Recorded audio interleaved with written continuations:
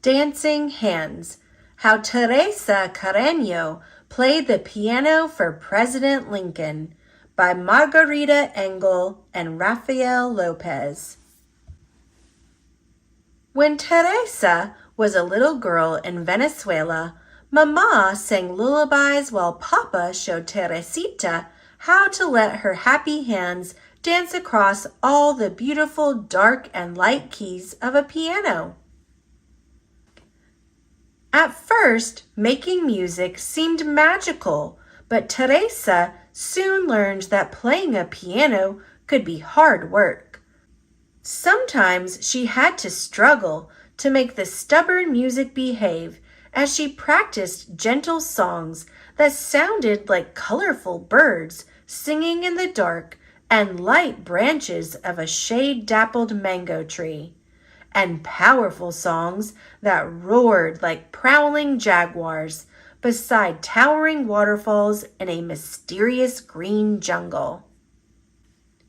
If Teresa felt sad, music cheered her, and when she was happy, the piano helped her share bursts of joy. By the time she was 6, she could write her own songs, and at 7 she performed in the peaceful chapel of a magnificent cathedral, playing hymns that shimmered like hummingbirds. Music was Teresita's delight, but suddenly, when she was 8, a war changed everything.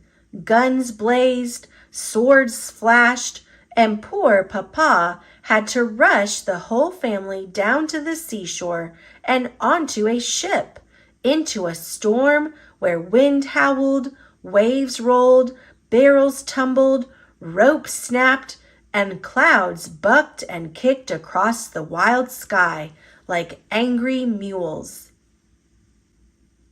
By the time the ship arrived in New York, Teresa felt lost. She was homesick. How could she ever play happy songs again in this unfamiliar country where she did not know a single friend? Few people spoke Spanish, and all around her, curious strangers stared and whispered as if her whole family belonged in a museum of oddities. Worst of all, there was fighting here, too. The horrible Civil War, North battling South, as soldiers marched and newspaper boys hollered about victories, defeats, funerals, and fears. Without a new piano, Teresa would have felt even more lonely, but soon she discovered that wherever one is, some people are friendly, drawn together by songs. Musicians came to her home, playing along while they listened to the dazzling notes of her dancing hands. Determined to improve, Teresa practiced graceful waltzes and sonatas, booming symphonies, and lively folk songs, her strong hands accepting the challenge of life's many dark and light moods. People began to call her the Piano Girl. Her picture was in the newspaper and on posters advertising concerts where she performed with great orchestras that invited her to play solos. Teresa triumphed in enormous theaters where children clapped and cheered while their parents stood up and tossed roses. With Papa at her side, she traveled to elegant cities, and by the time she was 10, the Piano Girl grew so famous that she received amazing invitations, including one so special that she could hardly believe her eyes. President Abraham Lincoln wanted her to play for his whole family at the White House. But the country was still at war, so Teresa arrived in Washington, D.C. at a time when freed slaves were signing up to be soldiers. The injured moaned, the nurses groaned, from the sheer weariness of caring for so many fevers and wounds. Not long ago, the president's young son had fallen sick and had died. Men argued about battles lost, battles won, speeches made, victory delayed. Teresa began to worry.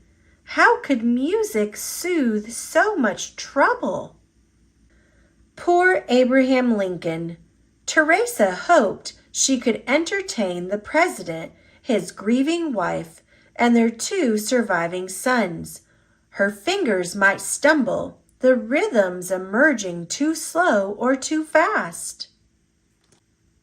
But Teresa was brave, and she believed in trying her best, so she entered the White House silently, clutching Papa's hand fiercely as they stepped into a room so red that it looked like a storm or a sunrise.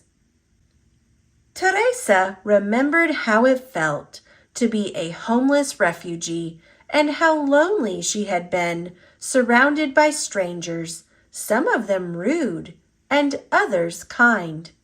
The memory of meeting past challenges now helped her fingers dance, celebrating the way life had turned out to be a mixture of all sorts of feelings, happy and sad. But the piano was poorly tuned, making her music sound ugly. What should she do? Refuse to play? She stopped, feeling discouraged, until Mr. Lincoln smiled kindly and asked for his favorite song. Listen to the Mockingbird. Teresa knew she could play this lively piece even on an imperfect piano, so her fingers leaped across all the glorious dark and light keys, improvising the way mockingbirds do, the melody changing as she went along. Music swirled, twirled, and soared on wings of sound. The president listened quietly to notes that rose, swayed, rippled, and dipped like a bird in a blue sky above a green forest. He closed his eyes, nodded his head, stretched his long fingers, and tapped the tips of his shiny shoes. When the joyful song ended, Abe Lincoln stood up and clapped, smiling at the piano girl, who smiled too, because she knew that her music had brought comfort to a grieving family, at least for one brief, wonderful evening of dancing hands.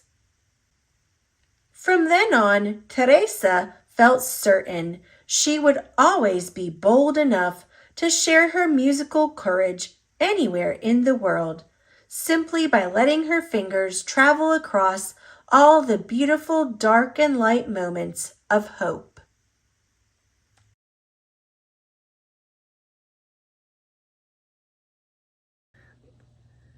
Thanks for watching. Click subscribe. See you later, alligator.